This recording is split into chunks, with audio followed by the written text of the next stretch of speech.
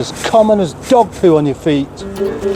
Project Nigel reviews the Mk3 Cavalier. If you like cars, you will know what this car is. But even if you don't like cars, you'll still know what it is. The Vauxhall Cavalier Mk3. Might be a bit of a rarity now, but it used to be as common as dog poo on your feet when you walk through a field. To the extent that maybe some fun was made of the name. The Vauxhall Cavalier, for example. If you was around in the 60s, you'll remember the great Which Is Best, the Rolling Stones or the Beatles. The 90s, it was Blur or Oasis, and I'm sure every other period of time there's something else like that. Coke versus Pepsi, all this kind of bollocks. But this, it was the Cavalier versus the Ford Sierra. And being a driver in the 90s myself, I would say Cavalier wins. But then of course they brought along the Mondeo, which was much, much better than the Sierra. But was it any better than this? Well, that's a question for somebody else to answer, because I don't really know.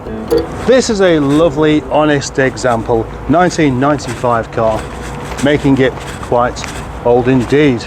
It's a 1.8, which was quite possibly a very popular choice. They also did a 1.6, a 2 litre, and a 2.5 litre V6, which was quite a rare one. Plus the old 1.7 litre Isuzu turbo diesel lump, which was very, very economical. But that brings me to the point of why these cars were so popular with the reps, and that was an issue of fuel economy.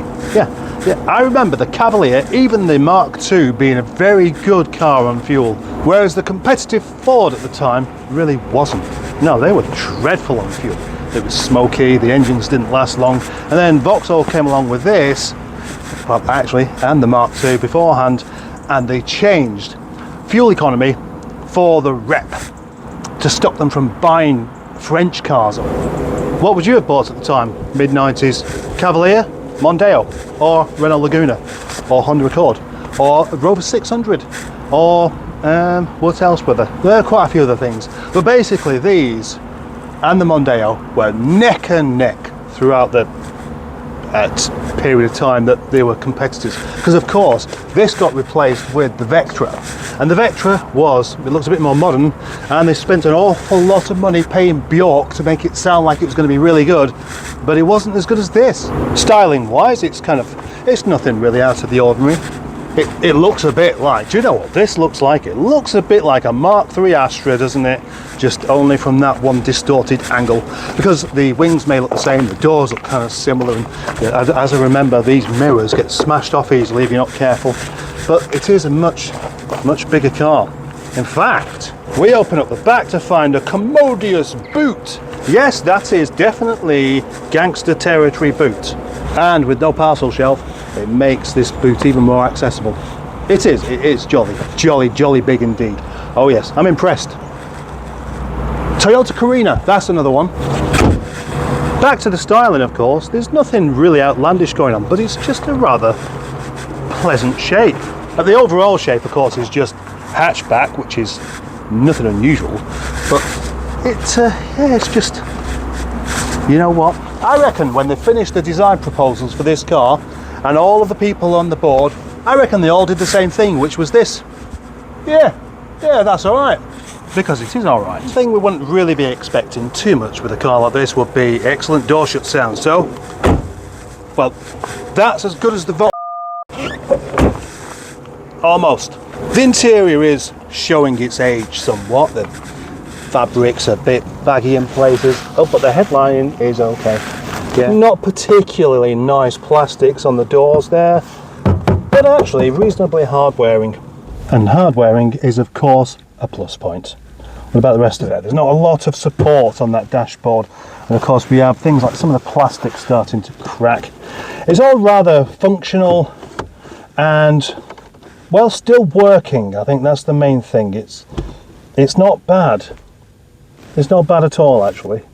In fact, for a 28-year-old car, I was expecting it to be a little bit more worn out. Oh, look, we've got an airbag in this one. And then again, behind there, we'd see the dash has 86,000 miles on the clock, which is, well, probably average 15 years ago. Which means, for the age of this car, I would say that's low mileage, wouldn't you? Underneath the bonnet, we find the engine, which Again, looks rather small, considering that this is what you might call quite a big engine.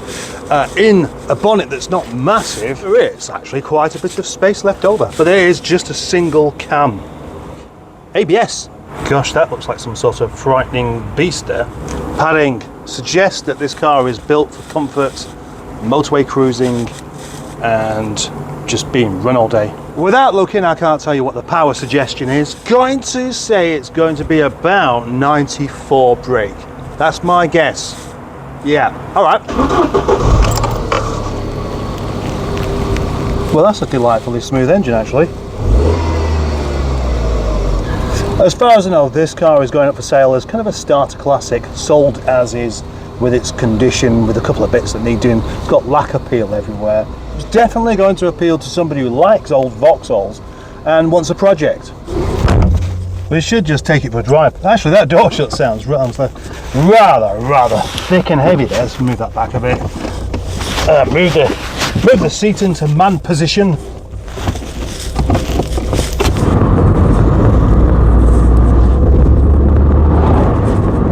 So, what's it like?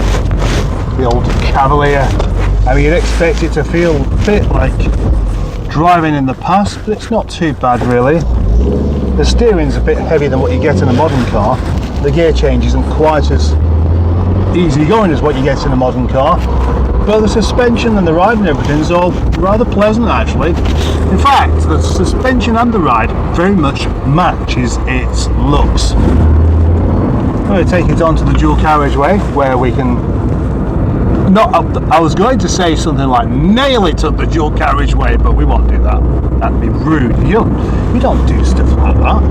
It's a bit like beating up old ladies. It's just not on, is it? But having said that, it actually picks up really rather nicely. Being a 1.8, you would expect it to be a reasonably punchy engine. But of course, when they had so many other models with more power, this is just the proper reps model, isn't it? I reckon this was the popular choice with the reps, because the 1.6 might just have been a little bit too peaky on the motorways. Have I got the power to get past the Fiesta? Actually, seems to be quite happy driving in the modern world, doesn't it? Might as well go past this one as well. Not so long ago, the Mk3 Cavalier was just, just a car, wasn't it? Not so long ago. It wasn't really worth anything. It's one of those things where you see them on every street corner, you don't look at them, you don't notice them, you're not interested. But of course, now it's rare and it's proper retro. Retro being the operative word here. It's now interesting, and I bet a few people coming the other way are going, oh, I used to have one of those. Although they don't speak like that around here. But it's well worthwhile saying that it keeps up with modern traffic perfectly well. And I don't mean that because modern traffic is much more busy than it used to be, but actually you can drive it along at a decent enough speed without worrying about it falling over, braking, or just generally going completely wrong. I quite like it. Do you like it? Oh, I love it.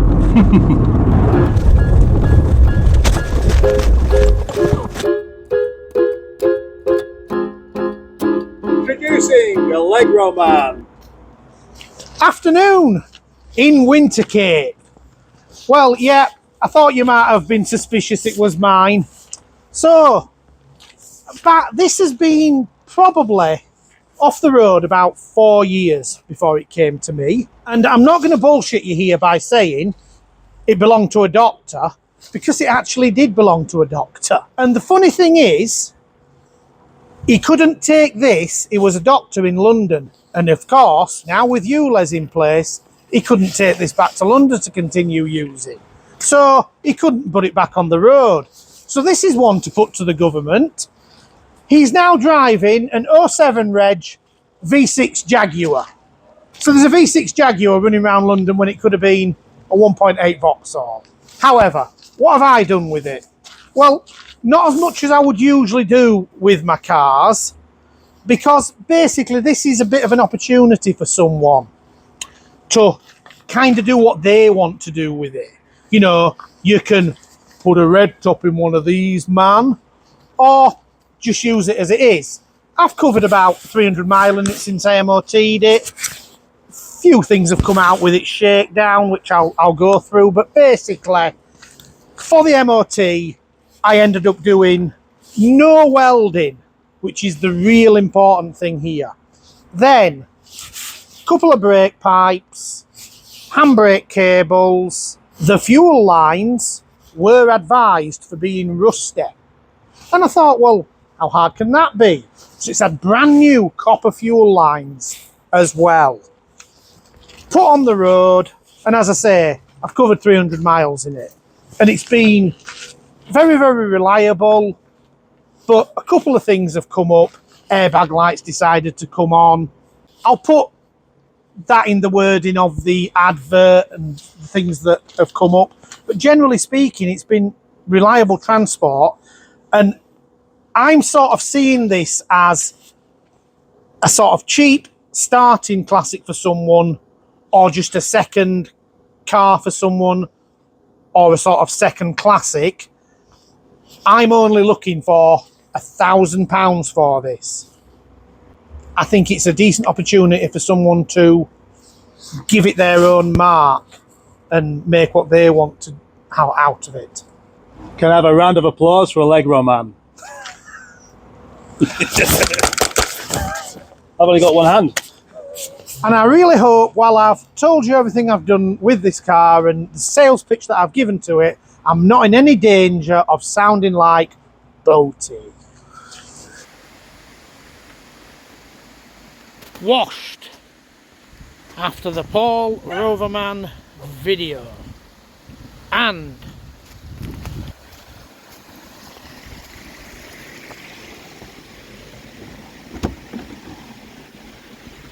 boot carpet fitted.